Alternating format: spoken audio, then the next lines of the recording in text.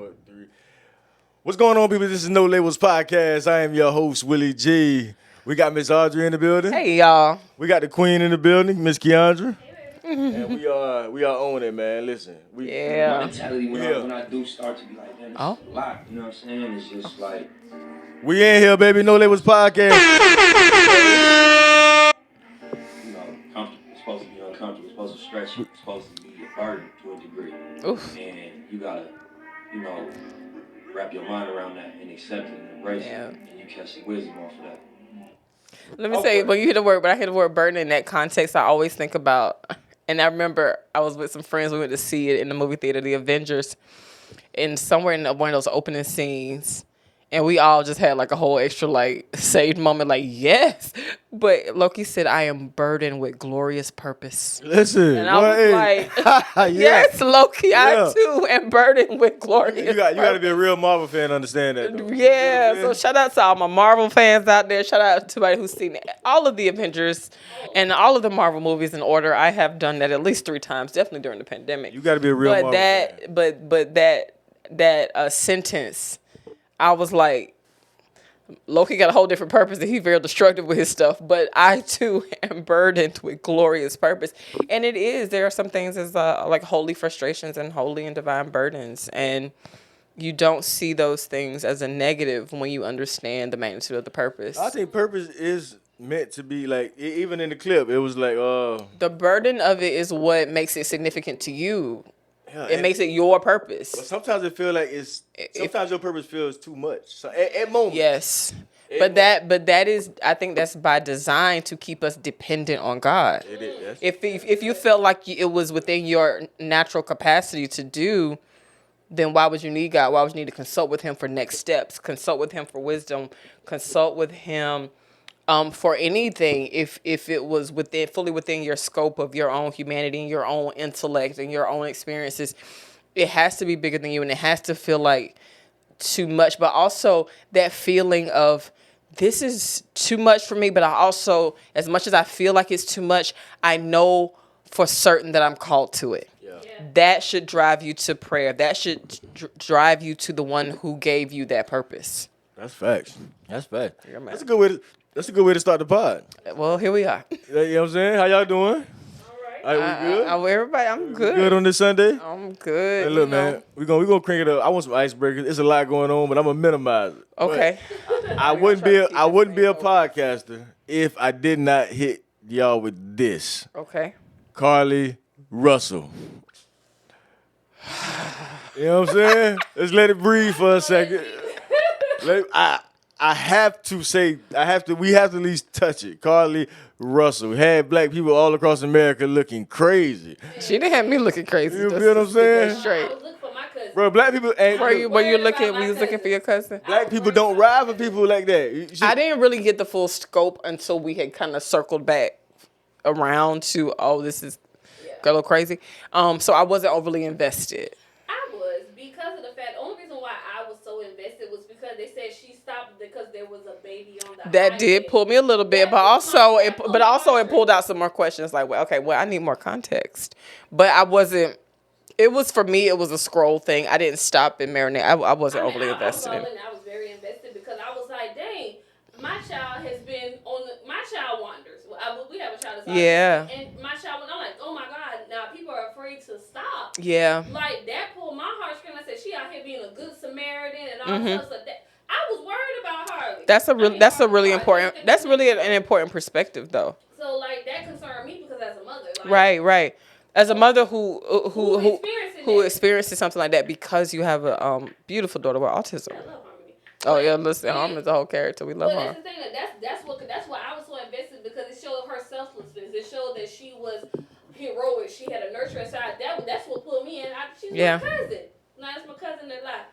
But Oh, because she was trying to keep her man. cousins left. Listen, man, I ain't gonna touch it, but I'm just saying, like, when Justice Smollett, I ain't gonna say his real name. What's the Prince actor? Juicy Smoothie. Is that what? Juicy Smollett or something, whatever Dave Dave Chappelle said. Juicy. The black people, when he came out and said we said nothing. We let fam. Nah, black people ain't say nothing. But for Carly Russell, bruh, Beyonce mama said something. Man, listen, everybody. Mama said something. Mama Tina knows what's Listen, in there. everybody was saying something about this lady, and then I really did not get. and then come to overly find invested out in it was about To the grave. it was about a dude, It was her man. and now she done turned. Okay, I don't even know the full. Give me Her quickly. man had broke up and she was trying to throw something drastic out there so that he would care. But he was, I guess the whole situation was over with. So he's like, I'm about to get kidnapped. If he gonna want me, he just said the third. She took it a little too far. A little I'm too gonna kill far. myself if you leave. She put, I'm about to get kidnapped. So all I saw was like little highlights here and there, and then I saw the clip where the guy, the law enforcement official, was reading her Google search history, and I was like, oh First of my. all, I just want to say her mama stood beside her. That's my child. I'm just saying. Her mama stood beside I'm just her. saying, like that was crazy. Like we don't know what's going on with her mentally, but obviously to do that, and now she done turned this dude on. This dude followers jumped up for whatever to like 20,000, all women, and like all these women trying to see what's that's about. You know what I'm saying? So what she did to get back or whatever the case was, She's trying to get her man. like back. he gone. Like he done filed. trying to reach now. He filed a restraining order on her, and I'm not gonna make this gossip, but I just had to mention the Carly Russell joint. Well, I do got another icebreaker. Okay, on, let's- on a more serious joint. Okay. Florida saying that we benefited from slavery and trying to put it into black people benefited from the slavery. governor of Florida and those who back and enable him.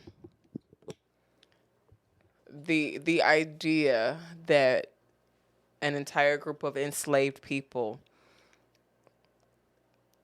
benefited from that enslavement, to teach that as a part of a history, to rewrite history. Trying to make it sound like we should be grateful. Yes. That's how it comes across to me. Like we should be grateful. And actually there was a lot of benefits of slavery that we don't talk about. Maybe there's a reason why we don't talk about the benefits of slavery, because what? And just to be clear, Listen, Vice President Kamala Harris went right at it, and I echo all of her sentiments. Everything from tone to facial expressions, I echo. Because, well, it's so insulting. It's like you don't know where to start. And for the black people that co-signed this initiative, and it is a very real and scary possibility that 2 to 3 generations from now, those Americans will be believing that slavery was not a part of our history in the way that it was, or even wasn't at all, or it was a beneficial part of our growth and development as a nation. And I think that is, first of all, untrue. Second of all, unfortunate. Third of all, dangerous. I mean, just to be clear, just to get all the facts out. And offensive. I should have started with it's so offensive. That was passed in Florida. That was did that get passed? Yes, So that's gonna be taught in the educational systems in Florida. apparently. See, that's crazy. Yeah, that we gotta do something about it. Because he's canceling all the diversity, equity, inclusion initiatives throughout the state. He's going like in colleges and workplaces. He's just. We're trying to rewrite our history. And what's so cowardice about it is in a couple of those interviews, because he's on the campaign trail, he's running to be president of this whole nation. So somebody put, we are forced to teach. We are forced to teach about slaves, and they were indentured servants. Indentured servants were different from slaves. And if you want to dissect that history, that's a different conversation for another day. Yeah. But this man is running to govern this entire, to rule, not rule, but to preside over this entire nation. And if you want to take Florida as a prototype, the NAACP a few weeks ago, maybe about a month or so ago, like put out a whole like safety warning for black people, like, hey, heads up, you might not want to go to Florida. Yeah. That's crazy.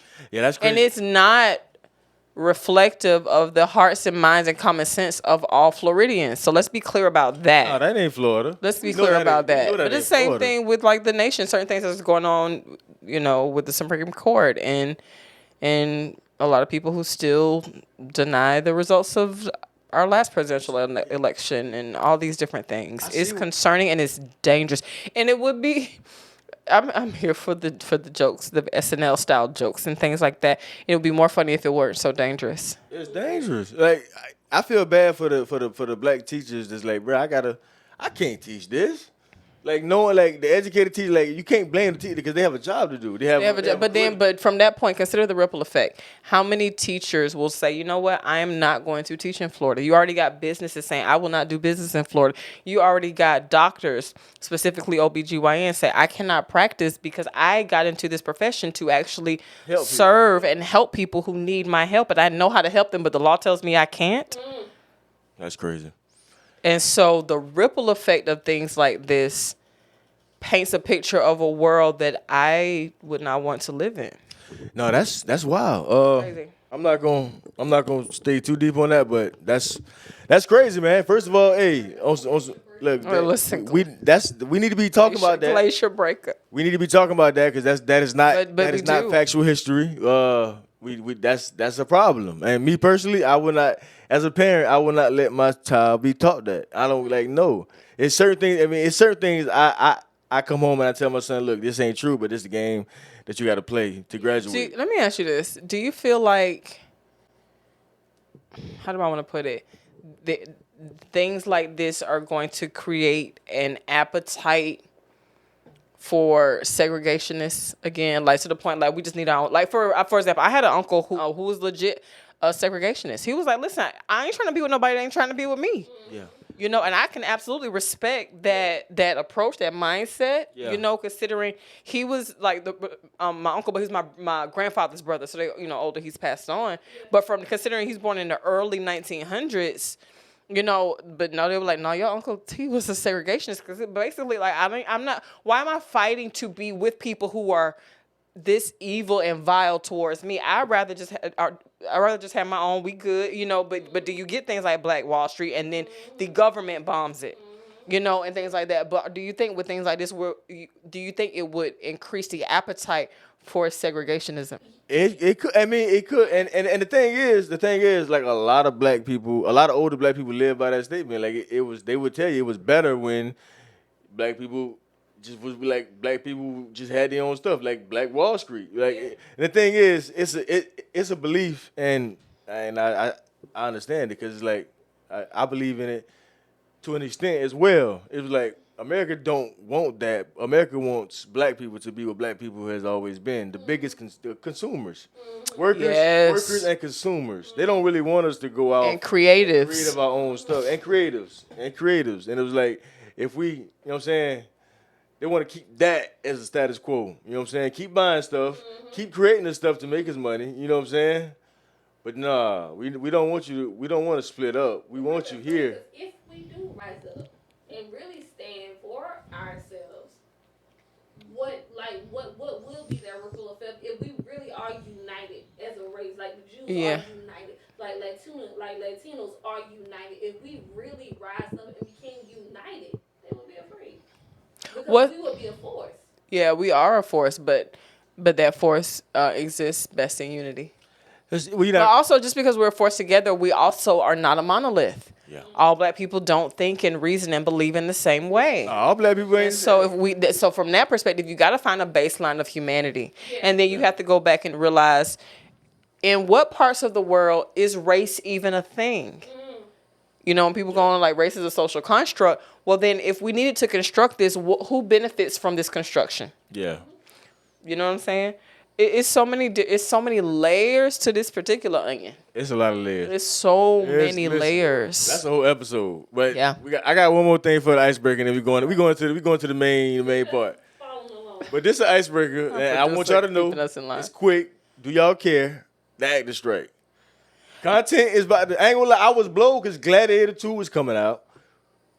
They had to cancel Gladiator 2, which I'm blowed about that. That was on the way to come here. They was about to create Gladiator 2. They're not creating Gladiator 2. But first of all, now, I will say this. I'm going to say my point. Now, we all look at actors as rich and all that, but it's a lot of regular jobs affected in this too. Yeah. It's a lot of cameramen. It's a lot of audio people. It's a lot of people who not making millions. Absolutely. Affected by this. So in that case, I say it's a bad. But what y'all thoughts? Because a lot, I mean, they giving these people the business on TikTok and YouTube, like basically Who's like giving who the business? the actors who like they basically like on some job like okay, now y'all want us to kill? Like y'all ain't did nothing when we was losing everything during COVID and nothing like that. But they basically saying now y'all want us to chime in that y'all not getting y'all money right now. So it's almost like the same feeling when them billionaires went down that submarine and it was just no empathy for the extremely rich. But they're still humans. But it was no empathy across the board. Basically, like that's rich people problems. That's what the temperature was across America in a lot of ways. And now it's the same way with actors. Like that's rich people problems. Y'all know about the actor strike, right? Absolutely. Oh, absolutely. And I will say this for me personally, I because it started with the writer's strike, and this is not the first time I've watched for years the ebbs and flows of when the writers go on strike. And as a writer, I think the first writer's strike that I really saw and remember, I was in high school, and I was like, what is this about? Why are they striking? So I had I started to do my own research on what causes things or what prompts people to really kind of go into these situations. I will say the few actors that I've seen, just because I haven't been consuming a whole lot of social media in the past couple of weeks, but I did see Leslie Jones on TikTok address the actor strike, and I think she did it in a great way to hit all the points you're talking about. She's like, listen, I am fortunate. I am rich. I have done well for myself, but it took a long time for me to pop. But also, I represent a very small minority of the individual wealth in this industry. Yeah. Think about every extra. Think about the people that got a couple of lines. Think about the writers. Think about all the camera crew. Think about the audio. When you see a scene on screen, the number of people, like, you see, like, for example, an episode of Friends, you're going to see 6 actors. The number of people making that scene happen. Yeah. Yeah. And I would notice during award shows, these actors that I loved for movies and shows that I love would begin by saying, you know what, we have amazing writers. Because it's easy to kind of fall into that you buy into the show. Yeah. And so I'm going to stay with the Friends example. So you think Rachel and Ross are real people and not characters and not, David Schwimmer and Jennifer Aniston. Yeah. And you think that Phoebe Buffay is not Lisa Kudrow, and these are separate things. And writers created this world, So when it always struck me, even back in middle school and high school, when I would see on award shows, people thank the writers, and all these people that they would thank in their acceptance speeches, or people we never heard of. Yeah. But that always kind of resonated. I'm like, you know what? It counts in the credits. Yeah. And when you think about, the percentage of millionaires and billionaires who get to the top of that celebrity part of those industries, Small it's percentage. such a small, when I say tiny fraction of it. And so it's always beautiful when you hear that level of that artistry advocate for because they know. Yeah. But Leslie Jones did a really great rant. Yeah. About like, listen, she's like, yeah, I made it, but she was like, most people don't. Yeah. She's like, you know how long it took for me to break through? And then even those people who do reach that status, you don't know who all they're caring for. That's real. You don't know You know what they connected to? what they're connected Yeah. to. You don't know who they putting on. You don't know. Excuse me. And so, because this particular strike is coming out of AI, and I already was taking issue with some of the writer AI before this strike even started.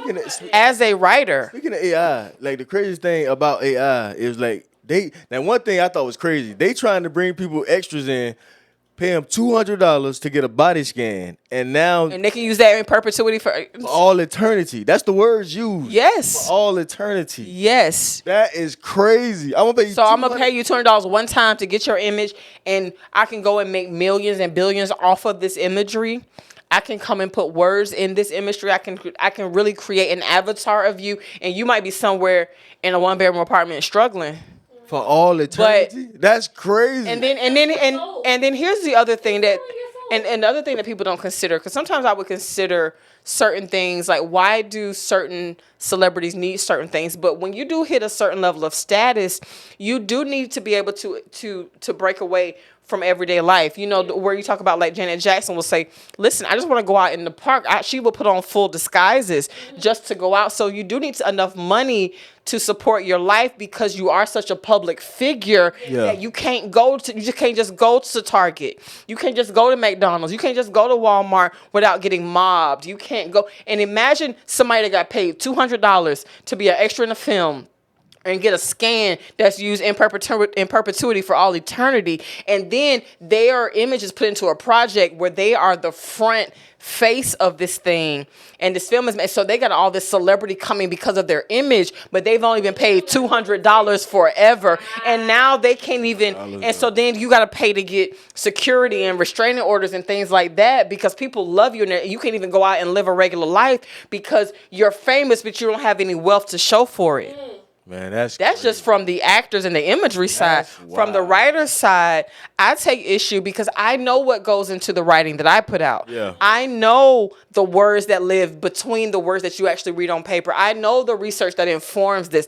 I write with emotion, and I know how to put emotion into a sentence. Yeah.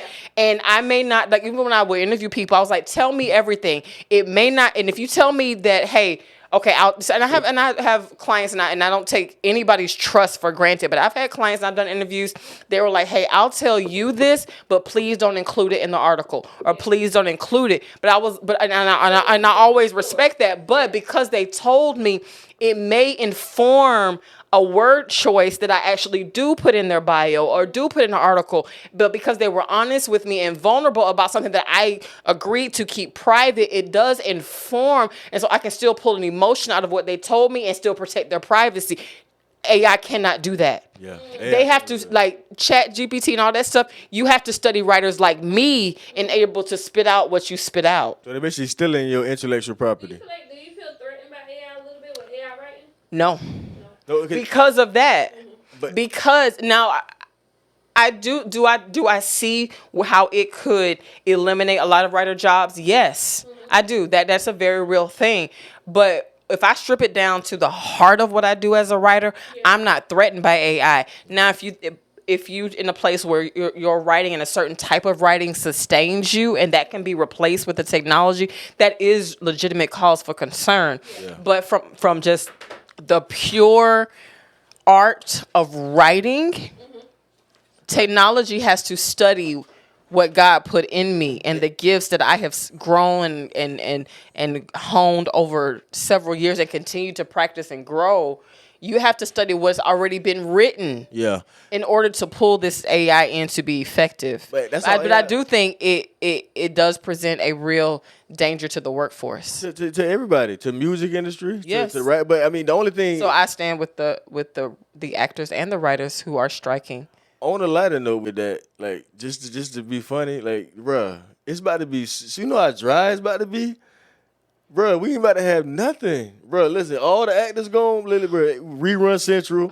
We about to be watching the Chinese karate movies with the, you know what I'm saying? What I'm hoping happen, and I actually said this as a retailer because I started working in retail before online shopping was a thing. You ain't got no series coming out.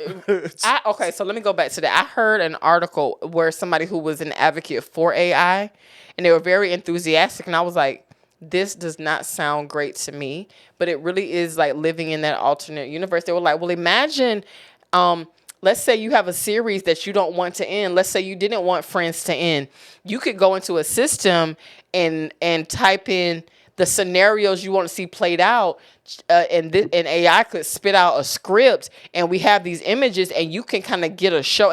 But that's dangerous. You're gonna live in this technological world. It's like I already have to pull back from shows that don't end. I like things to wrap up. Yeah. Like I was in for Grey's Anatomy, but once we got to 17 seasons, I was like, listen.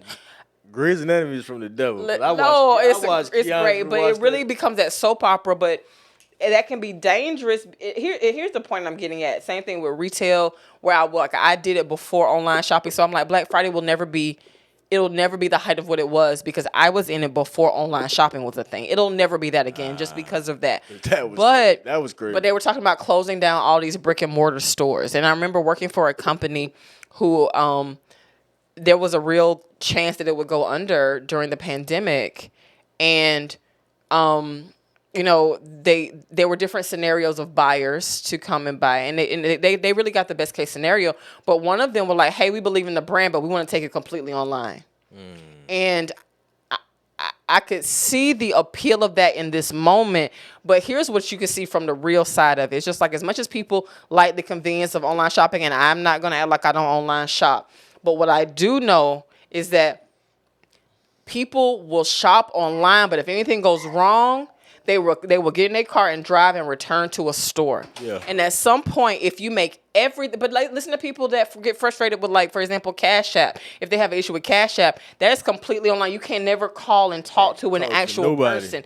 So I'm wondering, and part of me I think is a little bit hoping that we just kind of just like OD on all this technology for a minute so that we can revive the value of humanity. I ain't lying. That's what I think that's what I'm hoping for. We need it. But man, that's all we got for the icebreakers, man. Look, UOU. I want to get into the meat and potatoes of this, man. I want to get into. I'm gonna let Willie lead, and I'm just gonna follow his lead. You know what I'm saying? I changed the whole genre. I want to be the greatest, not because I'm cocky, but I gotta tell myself I'm the best if I'm gonna be the best. All right, so. Oh, shit, hold up. Anyways, listen, UOU, right? The electronics messing up. Okay.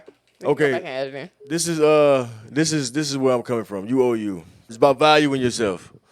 It's about I just made a post on Facebook about value. It's about, and what that I'm not necessarily talking about like in the way that a lot of people talk about it. I'm talking about it in a way, I say it like this, valuing yourself enough to do what's necessary, what you know needs to be done for whatever God calling you to do. And I say this in the, we were talking before the podcast, and I was praying, and a picture popped in my head. It's a story. If you don't know, anybody watching, if you don't know, it's a story in the Bible when he healed a man at something called the Pool of Bethesda. And that's basically where everyone goes there to get healed or whatever. So it's probably hundreds to thousands of people there. And God just gave it to me like that. Like, in order to heal that one person, he had to walk past so many other people that was sick. Just because that's the one that his father said heal. And it was just show him, and I could imagine how many people were offended. How many, like, after he healed that one and just walked away out of the crowd, like, excuse me, you know what I'm saying? Excuse me, you know what I'm saying? Like we got to really put this in real time. He had to go heal that one, then walk past all these other sick. Could you imagine, like, I'm going to feel away. Like, you know what I'm saying? Like, this man just picked up his bed, and you walked past me in my bed, and it was just, like, Jesus was that dedicated to, like, I'm only doing what I'm meant to do at this moment. You know what I'm saying? I not only want to heal everybody here, I have the ability to heal everybody here. But I'm only healing the one that God is showing me right now. And it was just showing you one, you're not called to everybody's storm. Everybody's storm is not your calling to put your cape on. Come on. Because you could miss out on your life call, purpose, trying to be Supermans to everyone else. And sometimes value looks like saying no. Like, valuing you looks like saying no. Like, I want to help you right now, but right now I can't because of what I got going on right now. And I value it so much that I'm going to have to tell you no right now. And you're going to be offended. You know what I'm saying? Because what you're asking me for, like, is logical. But I'm going to have to say no. Yeah. I'm going to have to value myself and my purpose right now more than your storm. You know what I'm saying? Yeah. I'm going to have to, and that's not going to feel good, especially if you're a people person. That's why I made that example, because this is not just, okay, this is God in flesh. God is love. And I got to walk through a crowd of sick people to get to one and only heal that one, as we know of, and walk away and not help nobody else.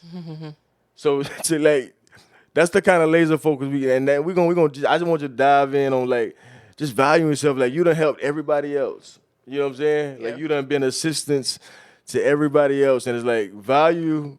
Now it's your turn. Okay, It's okay to get yours.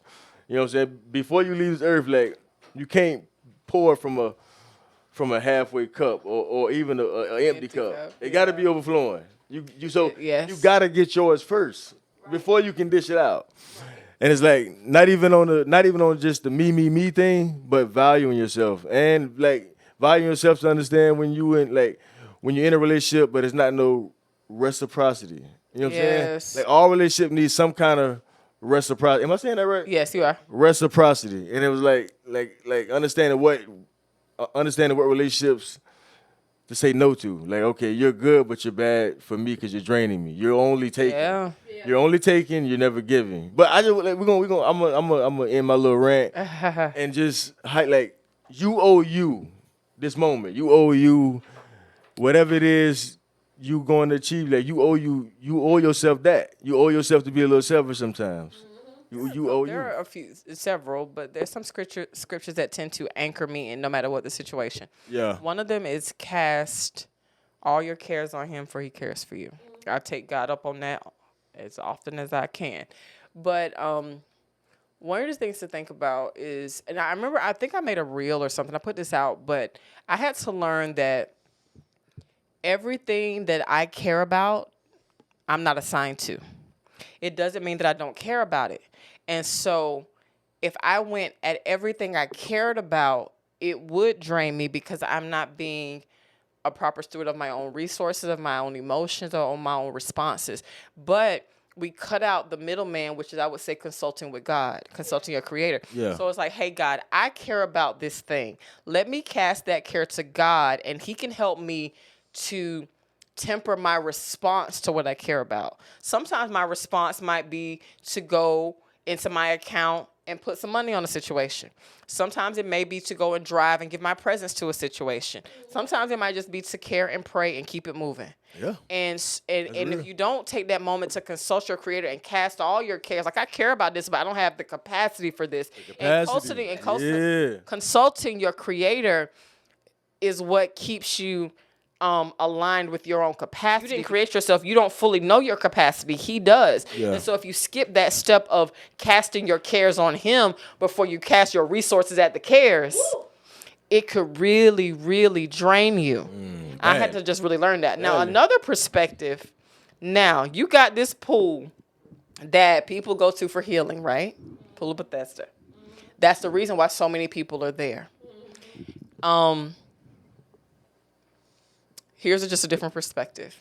So, okay, some people might feel some kind of way about like, well, why Jesus going to heal that one when he has the capacity? Jesus has to be obedient and in tune to God to know who.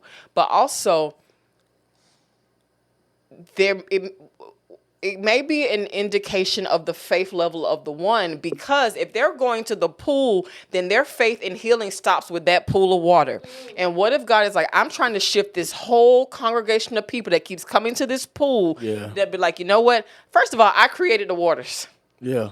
So this healing source, you're stopping a little low with the source of the healing. If you think the pool is the healing source, then your glory to the healer is misplaced. You missed and it. Needs to come up a little higher. You missed it. So is there one? And here's the thing that we know if we study some of the other interactions of Jesus with the people. The thing that would move Jesus was the faith of the people. Yeah. It's like it's your faith that has made you whole. It's your faith that has healed you.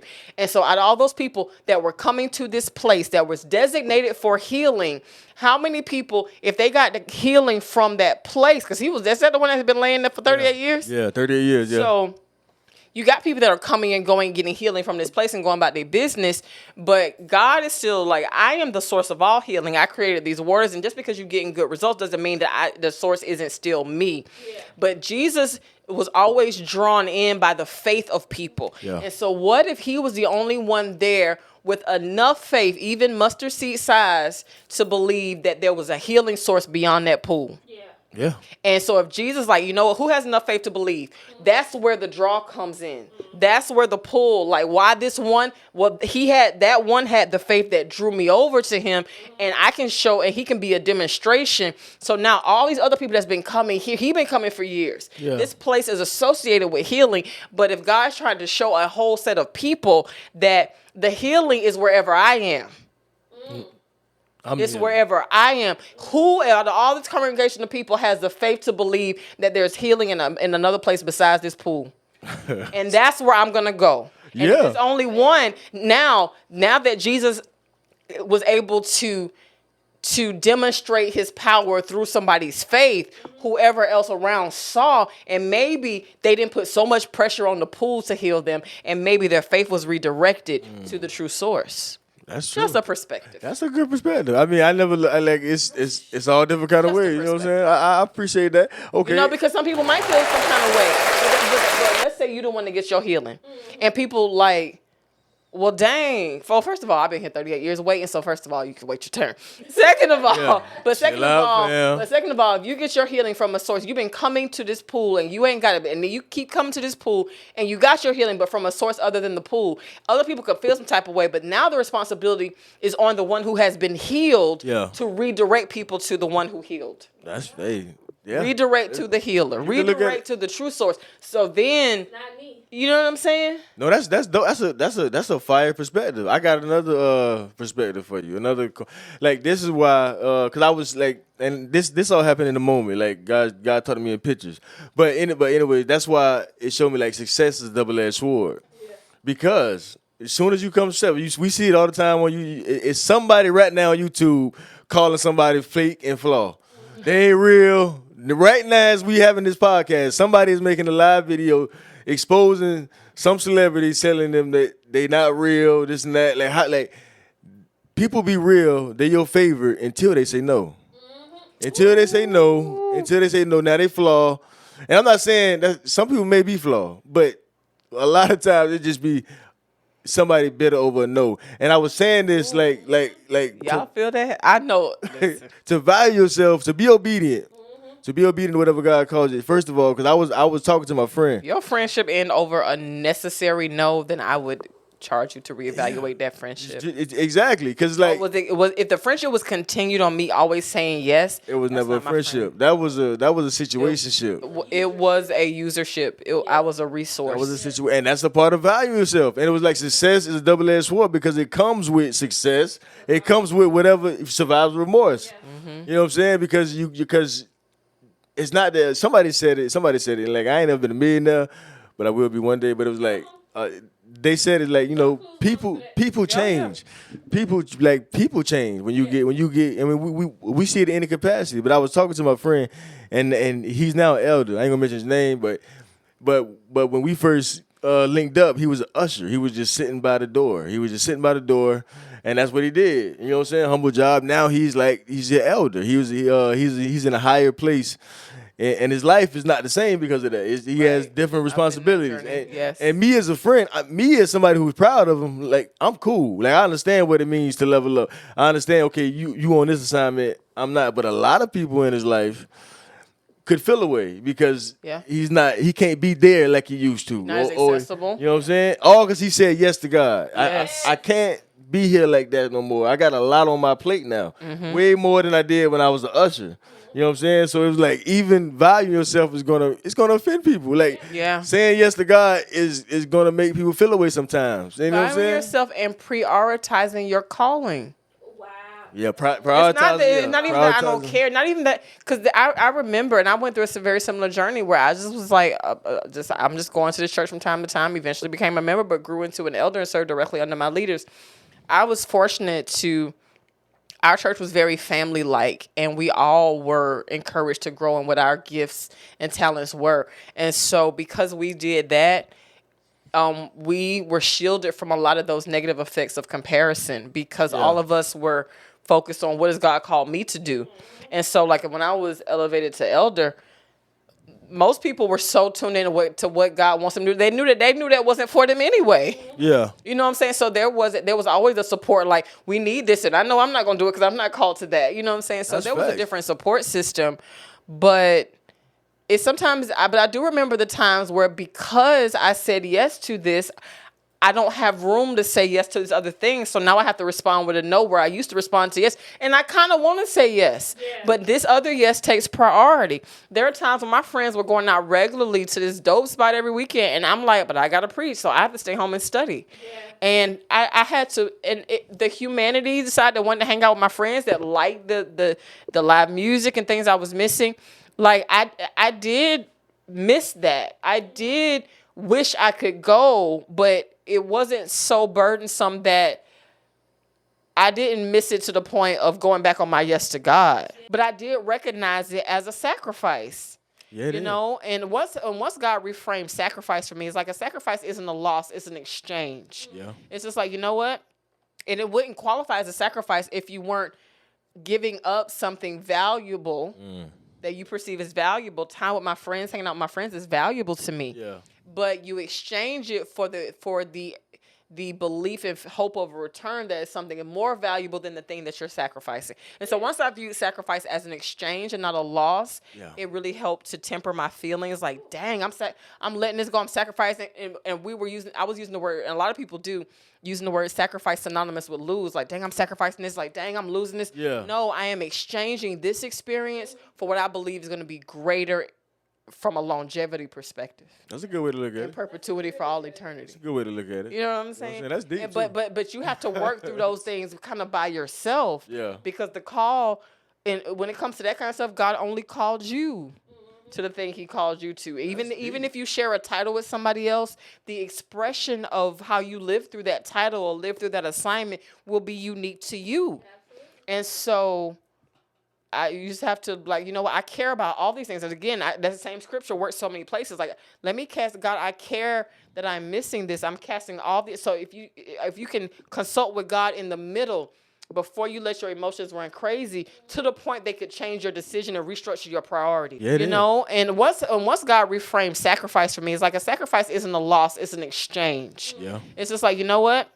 And it wouldn't qualify as a sacrifice if you weren't giving up something valuable that you perceive as valuable. Time with my friends, hanging out with my friends is valuable to me. Yeah. But you exchange it for the belief and hope of a return that is something more valuable than the thing that you're sacrificing. And so once I viewed sacrifice as an exchange and not a loss, it really helped to temper my feelings. Like, dang, I'm letting this go. I'm sacrificing. And I was using the word, and a lot of people do, using the word sacrifice synonymous with lose. Like, dang, I'm sacrificing this. Like, dang, I'm losing this. Yeah. No, I am exchanging this experience for what I believe is going to be greater from a longevity perspective. That's a good way to look at In it. perpetuity for all eternity. Good way to look at it. You know what I'm saying? That's deep, And- too. but you have to work through those things kind of by yourself. Yeah. Because the call, and when it comes to that kind of stuff, God only called you to the thing He called you to. Even if you share a title with somebody else, the expression of how you live through that title or live through that assignment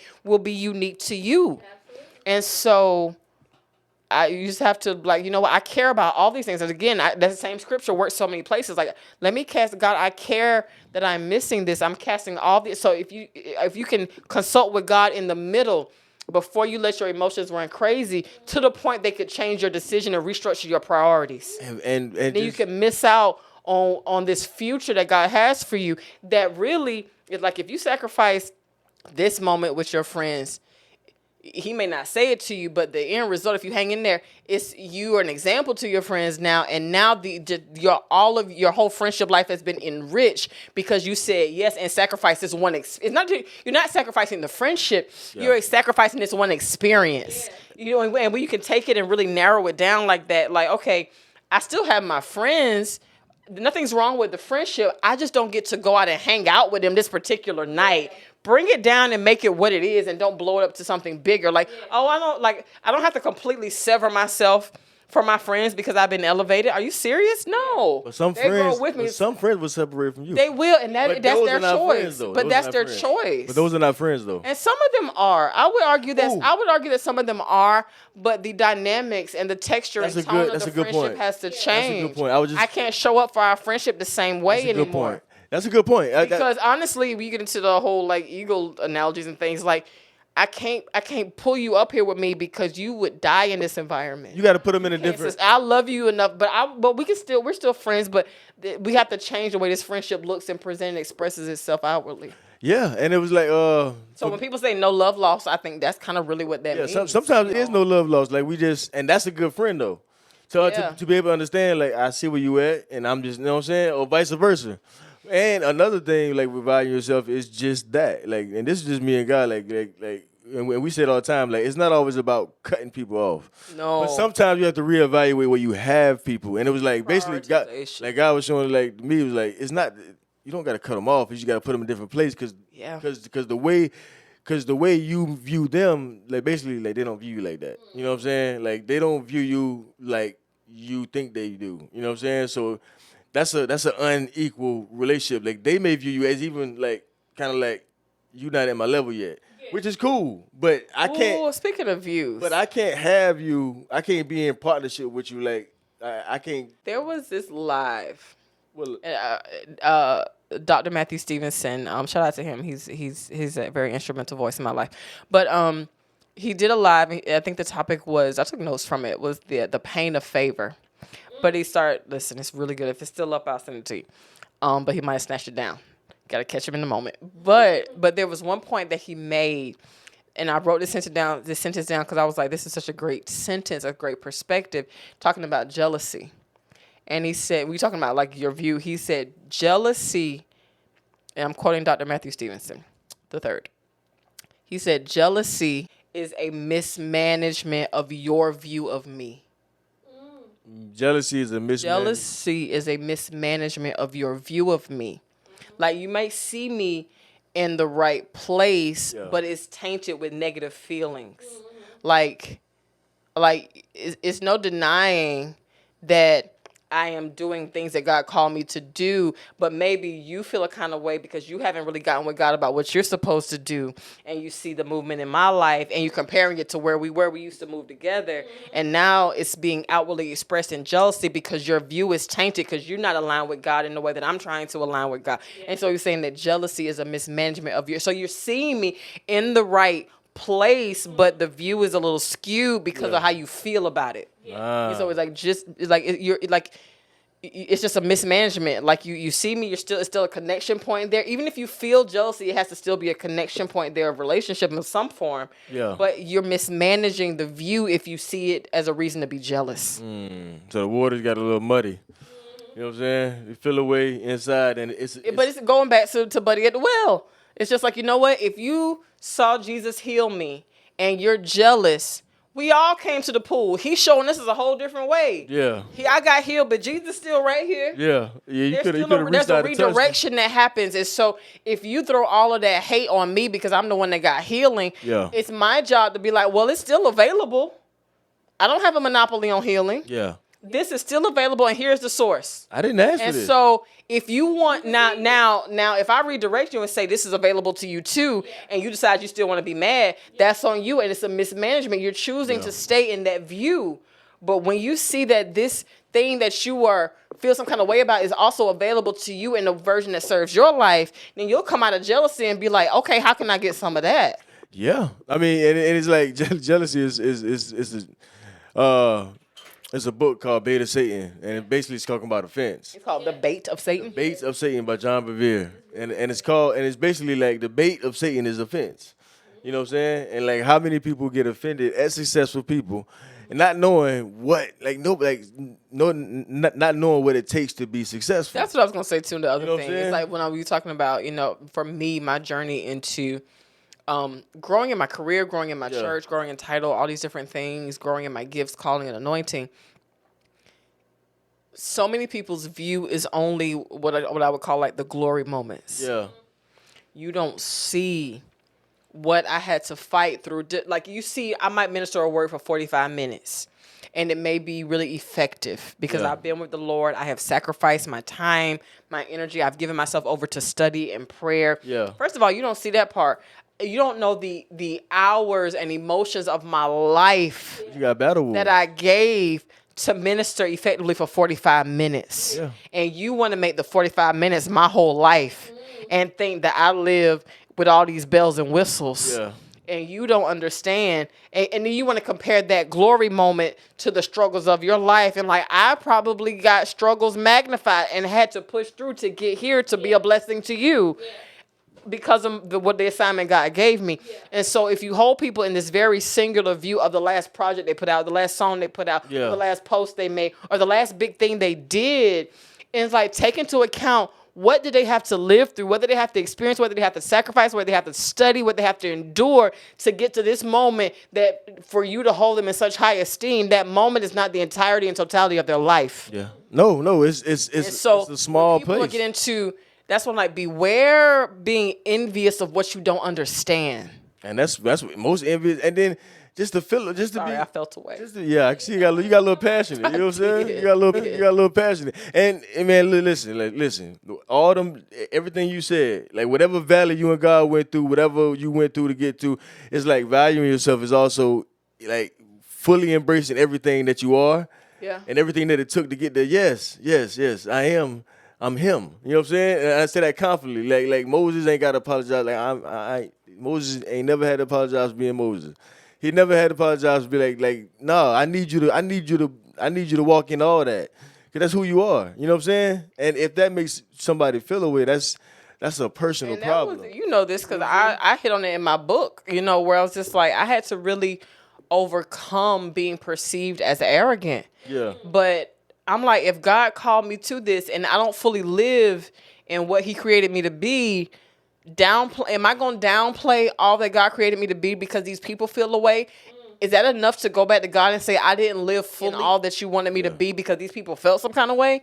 Yeah. I can't go back to God with that. And if I'm saying that I'm glorifying God, well, no, I'm robbing him of some of his glory if I'm not living fully in what he created and called me to do. And so it is an honor to him to live out my purpose. It's a respect to his creation and his intentions towards me. He said, I know the thoughts I think towards you. I know the plans I have for you. I'm going to shrink back from the plans he has for me because other people feel some type of way. I got to account for that. Yeah, you do. And so if anybody want to perceive it as arrogant, I will gladly redirect them to God. Say, listen, there's a version of this for your life that's available to you too. Yeah. And also, don't envy what you don't understand, but like you can feel how you feel, but I can't go back to God and say I shrank back from all he created me to be because it made a couple of people uncomfortable. It makes me uncomfortable too. Are you serious? It's gonna be. I'm uncomfortable too. It's a different version of discomfort too. It's a package deal. Like, you know, because the thing is that you don't want people to envy or you don't want people to be offended, but the fact is that they will. And but also I can't absorb that as my responsibility to coddle or to make them feel better. You get with God and find your thing. You do, and you gotta be okay with that. Just like saying yes to God is like that's just what it's gonna be. Like that's just that my mother. It's some hard no's that you gotta say. It's some hard no's that you gotta say. It's so many things that my grandfather would say that my mom reminds me of because she was a daddy's girl. Like I'm a daddy's girl, but you know, let's say you have a heart that you really want to help the poor. Yeah. You know, but then if you start getting to a certain level of money, people will pull on you and you have to be a wise steward over it. And one thing he would say is like, if you really want to help poor people, step one, don't be a poor person. That's the first one. That's the first step. Like, and so what that means is that you have to be okay with coming out of it, being separate. And what people don't understand, because what happens is sometimes the hate and all of the misunderstandings and the jealousy come from the very people that you have a heart to help. Yeah. And like, you know what? I couldn't even help you until I came out. Nah. Same thing with God did that with Moses. It's like he was the chosen deliverer. As a baby, before he even knew what was going on, he was ripped out of his Hebrew heritage and raised Egyptian by the design and plan of God. But it's like, it's how many of y'all? How many million of y'all? Yeah. And if the deliverer would come out of y'all from just the way y'all been doing things, I would not have had to disrupt this thing in this way. Pull somebody out who is of you and make them separate. And raise them in what looks like a lavish situation to the point where in that particular scenario where he was on the side of those enslaving God's people. Yeah. He was raised on the enslaver's side of the enslaved, but he came from the enslaved in order to be an effective deliverer. Yeah, that was his joy. And then too, but that's the reason God had to send around like send them Aaron and Miriam, because when God calls him back out again, so he's been called out of his people, then called the people he was raised with. So now I really don't. I'm just a believer without a home. The church people don't like me. The world don't like me. Oh my God, what do I do? God, it's me and you. Mm-hmm. He's like, listen, but I do know that I was raised in Egypt, so I know how to talk like. Listen, I'm at home in the hood. You can drop me off there, and I'm good. I don't know how to talk like these church people talk. Yeah, that was the. When Moses was making the issues with God and continuing with God about his speech, I'm not here to say that he stuttered or didn't stutter. He may have, but I think what he was really saying in that, because if you look at all of the scriptures, Moses was the one having all the conversations with Pharaoh, but he was raised. He knew how to talk to the Egyptians Yeah. because like, I don't know how to talk like y'all church people talk. So he's like, I'm gonna give you people. I'm gonna give you Aaron. I'm gonna give you your sister back. I'm gonna give you your brother back. Yeah. And they're gonna help translate because these people are gonna hate you if you don't have a translator. Yeah. These people are not gonna receive you, but you are of them, but strategically and divinely called out. And the same people you called out to deliver may hate you for it. So then he gives you strategic people alongside to kind of help buffer all of that hate and shade. You gotta have a middleman. I mean, you gotta. God is wise. You gotta have, and just to look. If somebody watching, is like sometimes you just, from my personal experience, you get into a season where you like God is telling you fill your cup. Like I need you to fill your Yes. cup right now. There's going to be a season where you overflow and have to give like whatever I say because it's all mine anyways. But I'm filling it up right now. I don't need you giving it away right now. Yeah. I don't need you. I don't need you. That Willie. I don't need you to do a bunch of favors right now. Right now, I need you to get yours. Yeah. This season, get you right now. Receive it. Because I'm setting you up so that you can come and deliver somebody else. I'm setting you up so that you can get your bag right The now. whole word y'all get. So that you can, you know what I'm saying? But getting it. right now, I need you to fill your up. cup. I need Stop you to and fill up. Fill up before you know what I'm saying? Before you My car on E right now. Maybe it's symbolic. walk around trying to be mini Jesus. You know what I'm saying? It's like, no, there's only one Jesus. There's only one Savior. And if you stop at everybody's storm, you'll never reach your destination. No. You know what I'm saying? So it's like, Cash Listen. Drop the Drop the cash out to Willie today. if you stopping through everybody's That's the storm, whole- and it's like, and it's The whole blessing. as a good human. Yeah. I mean, all of us got our ways, but as somebody with some sort of heart, it's hard, especially when you see someone and they've been through something that you have been through, Yeah. that you have been 13. through, and that you know what it feels like. Like I want to help them right now, but at the moment in my life, I can't do it, and I feel so bad because I know what it feels like to be where you at. Yeah. So it's like, but I still gotta say no at this very moment because as But a also because you've been there, you're proof that they won't die. they won't They'll die. survive. Yeah, that's true. And That's so true. that can kind of help you Yeah. in your no. Yeah. It could help you. It's just like, because I've been there, I really want to help you. I know what I feel, but also because I can say that from the perspective of where I am now, me saying no won't kill him because It won't didn't kill kill him. me. Yeah, it did. Yeah, that's facts. Yeah, I'm living proof. But it's like you have to do that. Like you have to be. You owe it to yourself, people to your say being- future, your destiny, your Yeah. purpose. And people say it's like I'm being selfish, but it's not being selfish. It's like no, because like I was talking to my friend. I was like, at one point in time when we was going through certain stuff, I got offended with people because they said no to some things that I thought they should have said yes to for me.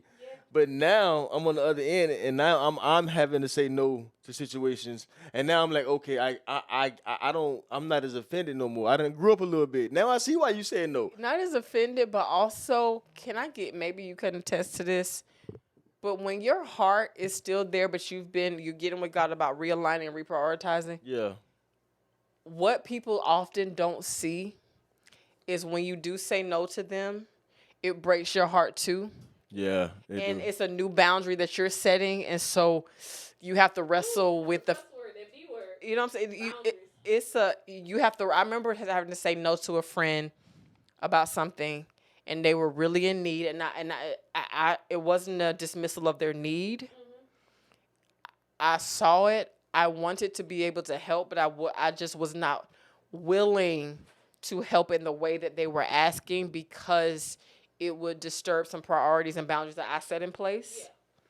Yeah. And it was tough because I knew that I could, but I was choosing not to. I thought it was a wiser decision to say no. Yeah. I could have said yes. I had the resources to say yes. They saw and knew that I had the resources to say yes. But in honor of my own boundaries and my own capacity levels at that time, I said no. And it broke my heart, but I couldn't let them see that. Yeah. It's You I know, mean, that's real. That's like that hurt. And nobody talks about that side of it. That hurt. The first time you really establish a boundary and stay true to the contract you made with yourself. That part. Yeah. It hurt. You know what I'm It saying? don't feel good. It's just like this is new for me. Saying no is new for me too. And usually people are coming to you, especially if they keep coming, is because they're used to your yes. Yeah. And you're used to your yes. then- And so when you start saying no, yes, other people that are used to your yes are going to feel some kind of way. But also, just for everybody that's in that moment, that no is going to feel new for you too. And you're going to have to fight through some resistance to go back on your no as well. Respect. And nobody yourself. talks about that part of it, where it's just like I have to say no and I have to hold firm and I gotta keep my game face on. But when I get off this phone after I said this no, it's breaking me down a little bit too, because this is my first time exercising my boundaries too. And I know that I could say yes, but it's not the most expedient or wise thing. And you would drive yourself. But I'm growing as a person, and I'm growing, and these are my growing pains on the back end. Listen. But the other sometimes the person who might feel some type of way because they're on the receiving end of your no doesn't understand the inner emotional turmoil it takes for you to even stand on your no, or again, Man, listen. keep the contract that you made with yourself when you set those boundaries. Listen, that is so powerful. And so hopefully I can encourage somebody That's powerful. that when you do say no, it's not. I think sometimes, especially with like the social media, the memes and reels that come through, that saying no is easy. Like, child, no, like it's not. If you really care, it's not that easy. If it was that easy, you would have been had that wall up. You would have been put that boundary in place. But for somebody whose heart is toward yes to anything I can do, I'm willing to help wherever I can. And you have to preserve the capacity of your cup. And like, I gotta build up to overflow. I got something. Your no, we got to do a part 2 of this. I'm gonna have to bring a guest on the part 2 of this. But your no will determine your tribe, because knows. Yeah. Like when I start saying no, when I say the people that associate with me went from here to like woo, and now it's like not even saying no, but just saying like okay, and to talk about the whole reciprocation, like it was a lot of one way. So when I started waiting on they're in the come. It's like, you know what I'm saying? It's like this. This is what I mean without getting too deep. You ever been around somebody who only want to talk about what they got going on? Yes. And the minute that you talk about what you got going on, it's not much of a conversation. Yeah. That's when They like, gotta okay. go. Yeah, Gotta it's run. like, oh, well, I gotta do such and such. yeah. So it's like, you know what All I'm right, saying? talk to you later. Oh, okay. We're Yeah. gonna have a part 2 of this. And I'm gonna try to bring an extra body because I want a part 2 of you OU, man. But do y'all got any last we gonna got any last words, any announcements? I want to shout out my good friend Kenya R. Ransom. Okay. She just released the second issue of All Things Loop magazine. All things Luke magazine. We are both young black women magazine owners. And I actually, my first really start out writing for magazines years ago was writing for her magazine. It was called Action Magazine at the time. And then when I put out Royal Ink, she was so excited for me because she was doing magazines long before I knew I was supposed to do them, and so she was so supportive of me with everything I was doing with Royal Ink. And then she was like, I'm ready to get back into a magazine now. She had built All Things Loop. She's a master network strategist. She has, she's all about collaboration, and, we're really big on that. When I talk about a lot of us that are doing the same thing with a different expression, I'm always talking about like what I do with Royal Ink. I think is the same thing that we're doing with the podcast, but is it your expression? Yeah. She's really doing the same thing with All Things Loop. Okay. But it's just a different expression. But it's a very collaborative effort. It's her vision, but she kind of pulled on the behind the scenes machine of Royal Ink to kind of help put that out. Okay, so what's her name again? Her name is Kenya R. Ransom. Kenya R. Follow Ransom. her. Follow at Kenya Ransom.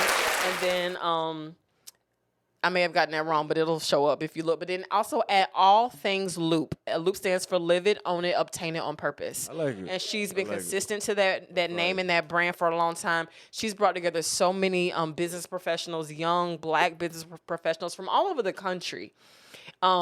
The first one, she did a whole segment, and I'll post links to it on my timeline. The first one, she highlighted black fathers, and she waited until Father's Day passed so that people knew it wasn't a hype. She just highlighted 7 black fathers. The cover of the launch issue was a DJ Ron Steele. This issue is so informative. She's highlighting 6 publicists, and they talk about really the world, especially in the world of content creation, where all this entertainment and things are going on, and is these amazing publicists. The feature, her name is Reagan Farley. They got a whole several page spread and an interview, but also she highlights 6 other publicists that are making moves and really talking about the day-to-day and the behind the scenes and what it really takes. And you may have celebrities and you may not, but it doesn't mean you can't be successful. Yeah. But this has always been Kenya's heart. And she just had a birthday yesterday. Hey, happy birthday. So happy birthday to Kenya. She's out in Hawaii, so she's like 6 hours different from us, you know. But she and her husband got married during the pandemic, so this is her birthday. But they're just really getting their honeymoon. Yeah, so shout out to them. I need one. But All Things Loop, she's got such a quality publication, but her vision, her brand. If you go back and look in February, she every day, 21 days celebrating Black excellence. I was one of the people she featured, but she had different people that she did full. Go to her YouTube page at All Things Loop, and you can see what she's doing. Same thing I do with the magazine, everyday people, but she really focuses in on a entrepreneur business perspective, and the shine that she's giving to these people and her heart for connecting people. And I will say this, All Things Loop, in the spirit of collaboration, Royal Ink magazine is featured in her publication, so your voice is in this last issue because it's a clip from the interview. And so many people in Royal Ink because we figured out this whole digital system. Her magazine has links to mine, so everybody featured in Royal Ink are getting exposed to Kenya's audience. She's living, she's from Gary, Indiana. She's really big in the Chicago area, and so everybody from the first 3 issues, that's all we've had so far. But everybody's been featured in Royal Ink. You're tapped into Kenya's audience through the power of collaboration. Willie, you in there? Shanika, you in there? I Shirts is in there. You know what I'm saying? So that is the power of that collaborative movement. We're all doing the same thing, but the expression is different. So there's no need to compete. Even her cover story, Reagan Farley, talks about, the collaborative work that she does. And there's really no need to compete because we're all so unique that there's room for all of us, and we could grow better together and get more traction in a single area if we collaborate our efforts instead of compete there. But also we're unique enough to where we're not stepping on each other's toes. Everybody in their own lane. It's so good. But it just dropped yesterday. I think it's gonna be a bi-monthly publication, so every couple of months she'll put one out. Okay. The first one came out. These were kind of back to back. The first one came out in June. She wanted this one out for her birthday. I understand that. I dropped the second issue of Royal Ink on my birthday. But after this, it'll be every 2 months. But I'm telling you, when I say look, and hers is shorter than mine. It's like 25 to 30 pages, where mine is like 80 to 100. Yeah. It's quick, very focused. Like here, we're talking about publicists. Here's the big main feature. She likes to do lists, so here's 6 that you should know. Here's where you can find them, connect with them. Here's some reels from them. Here's an entertainment feature. Here's a message from me, and then we done. Okay. And so it's so informative and packed into a very easy viewing and intake experience. It's a lot of video content, but shout out to Kenya and All Things Loop. The new issue just dropped yesterday. All Things Loop. All Things That's Loop. Fire. Well, listen.